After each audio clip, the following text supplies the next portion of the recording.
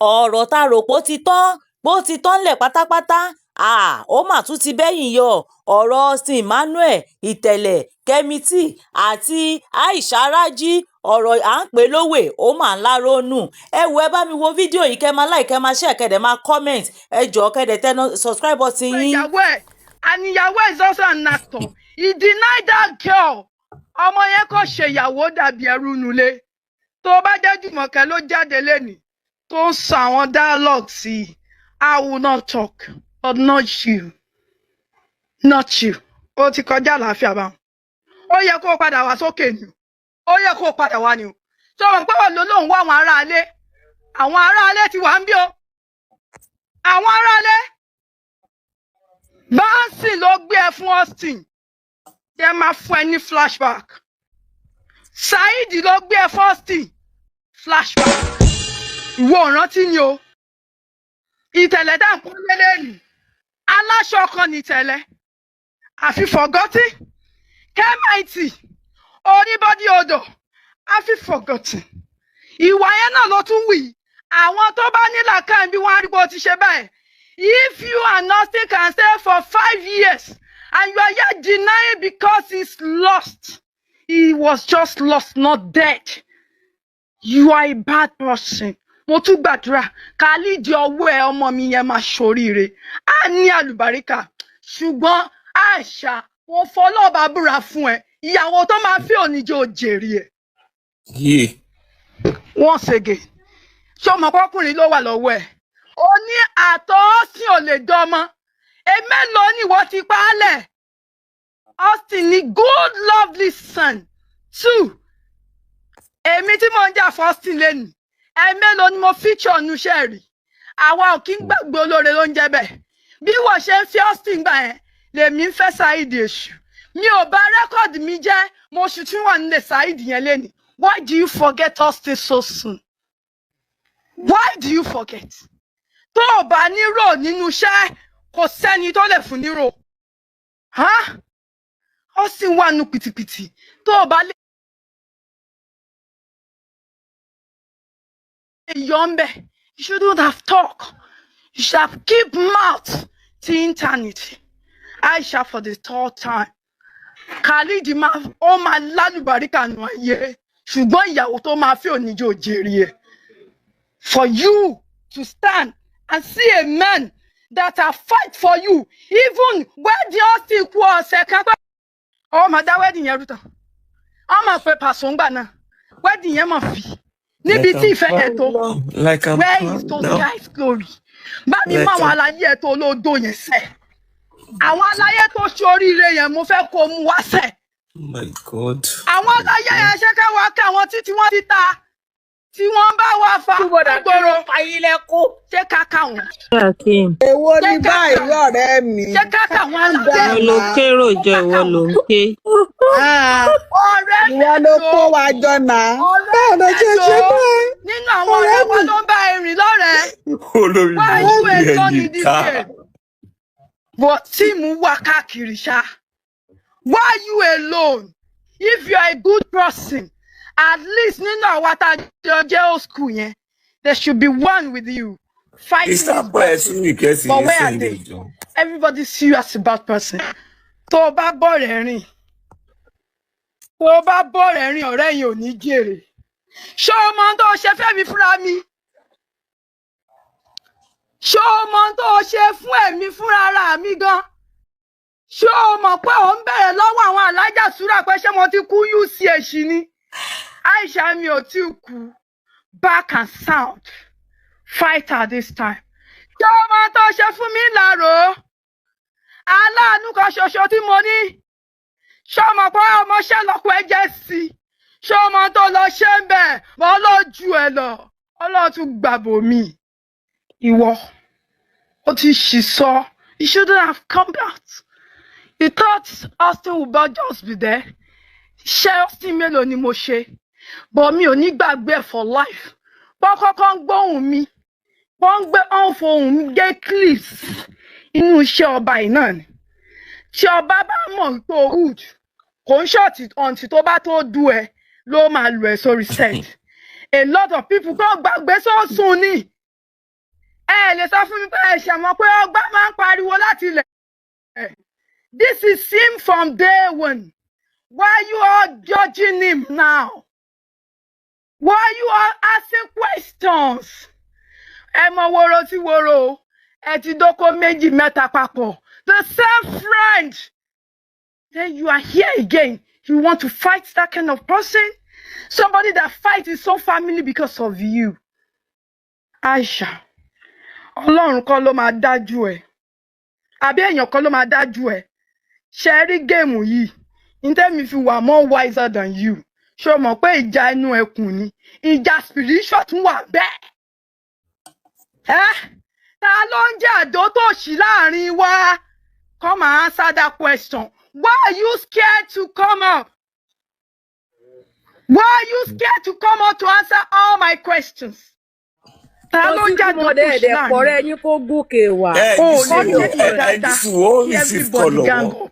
People are watching you. People are there watching you. This is not matter of, matter of, this is a matter of murder. A mother is fighting here. I've turned Austin to a son right now. And this is the fight I can fight for my own son and my own brother. You animal, come and answer my question. Wọ́n pè mí truth is bitter ní òmò. Náà nísìnyí báyìí, wọ́n ti pè Yétúndé Ògúnṣọlá fún ẹ. I want you to come out.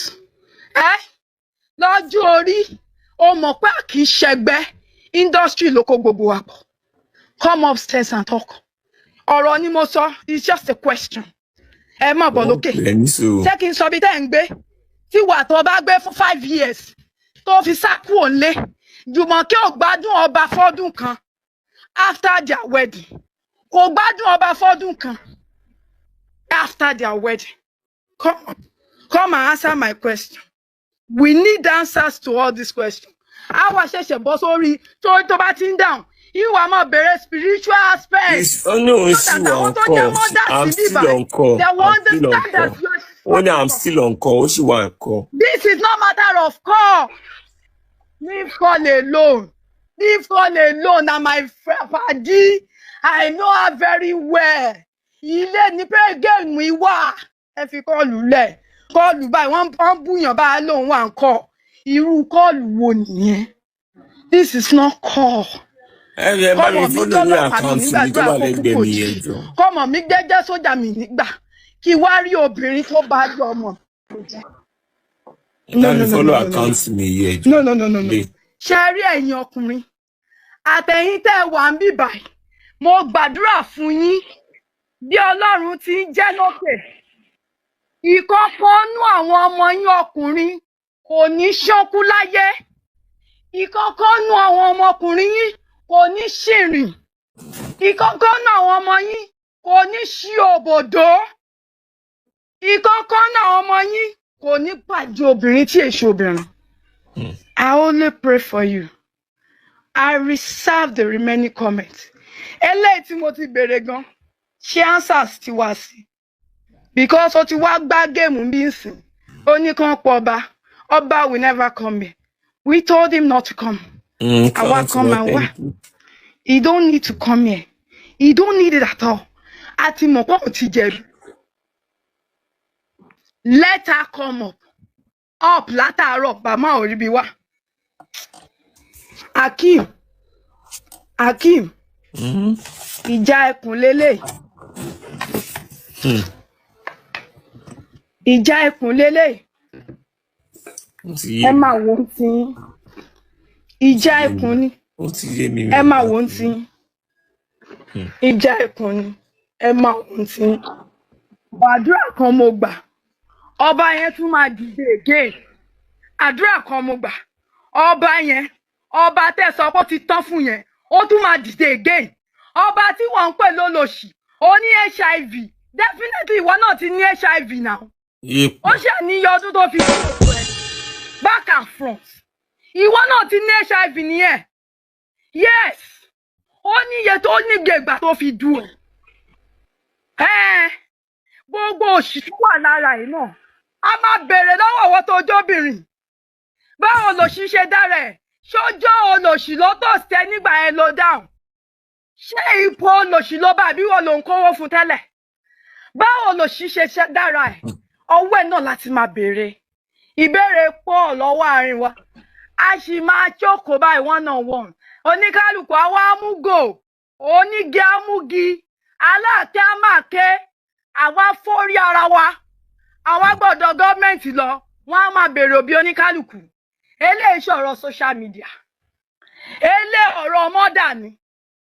Àwọn kan wà their youth but their mothers. No be the same way. Ọba yẹn wà.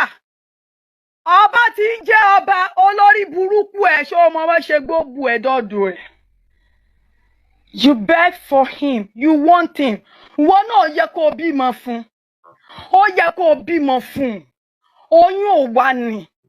Ìgbésẹ̀ ẹgbẹ́ lọ́kọ láìda tẹ́ fẹ́ bímọ fúnra yín. Oyún ò wá ní. Why you to come out? Torí kẹ́ máa ti bọ́ síta torí kíni. Torí kíni. Ṣé pàtó bọ́ síta gan asáré sọ fún pé kò lè bọ́ síta. Ká tún wá sọ̀wọ́ for all people. Ìwọ beginning of the problem. Ìwọ middle of the problem. The end of the problem. You come out for waiting now. No be only me dey inside this game. Na game of woman to woman. Na game of questions. You ask for question, person don dey answer you. Now you dey ask why Oba dey mention your name. But we don't answer you now. The reason why they mention your name. Your name na name where you dey hear to palekun. Kò ṣe a lè retrieve ìgbà yẹn mọ́ ni. Gbogbo 2012, 2011. A lè retrieve ẹ̀ mọ́. O destroy one person life. Ṣé o mọ iye ìyà tí Jùmọ̀kẹ́ jẹ ṣá? Ẹ mọ̀ sọ Jùmọ̀kẹ́ ń gbà náà. Láàrin gbogbo wa Jùmọ̀kẹ́ ló ń wọṣọ jù. Lẹ́yìn Jùmọ̀kẹ́ ló kó lórí burúkú tiẹ̀ gan. Jùmọ̀kẹ́ tó ń wọṣọ jù yẹn ṣé o mọ iye ráre tọmọ yẹn ráre? Because she can pick up again. Because you destroyed that family. Mothers here. Tẹ́yìn náà bá ní ọmọ ọkùnrin tí rìn àjò ẹ̀ rí báyìí. Á lẹ̀lẹ́ yọ̀rọ̀ lọ. Ìyẹn fàbọ̀ fẹ́ di yẹn. Ìdílé ayé ẹnìkan ilé aláyọ̀ nílé wọn. Ìyá ìyàwó tó dá lónìí. Ó sì níyàwó tó nífẹ̀ẹ́ rẹ̀. Tó bá jẹ́ pé Jùmọ̀kẹ́ ò ní ìyá ni, ó ṣeéṣe kọ́tà ọmọ yẹn ti kú. Nínú ìrìn àjò yẹn, Jùmọ̀kẹ́ Scott, ó kiri ká. Ẹni tó jẹ́ pé tó bá wọ aṣọ, ẹ mọ̀ pé ọmọdé. Ó kiri ká nínú nylon. Aisha, who caused it? Gbogbo gbayan ọkọ rẹ̀ wà nínú ilé rẹ̀. Ọkọ rẹ̀ ń bẹ nílé rẹ̀ ń gbà náà. Ọkọ rẹ̀ ń bẹ bẹ́ẹ̀. Don't forget Jùmọ̀kẹ́ is not my friend because mo jọ́ rẹ̀ sọ́dọ̀ tiẹ̀. But I felt the pain. Torí bí tèmi náà ń Scott tí mo ti ń ráre ń gbà náà. Ibẹ̀ náà ni Jùmọ̀kẹ́ kò jìnnà síra wọn. Jùmọ̀kẹ́ máa ń fi aṣọ bojú kọjá níbi tèmi gbé ni. Ẹni tó ti lògbà tó darí tí wọ́n á lògbà tí ò dá. Tápẹ́ ìyá rẹ̀ ò sí ni ọmọ yẹn á bógun yẹn lọ. Ọ̀tá ẹ̀ máa bógun yẹn lọ. Ọlọ́run ṣe tíya ẹ̀ wà láyé. Ṣé kí n sọ pé orí Jùmọ̀kẹ́ ló ń jà lọ́wọ́ báyìí? Ṣé kí n lẹ́lẹ́dàá Jùmọ̀kẹ́ ló ń béèrè báyìí? Èmi ò wá lẹ́lẹ́dàá Jùmọ̀kẹ́ ò béèrè. Bọ̀ èmi bọ̀. Ẹ̀yin èèyàn, kí lẹ rí sóhun tárábìnrin yìí sọ nínú fọ́nrán tẹ́ wò tó yẹn?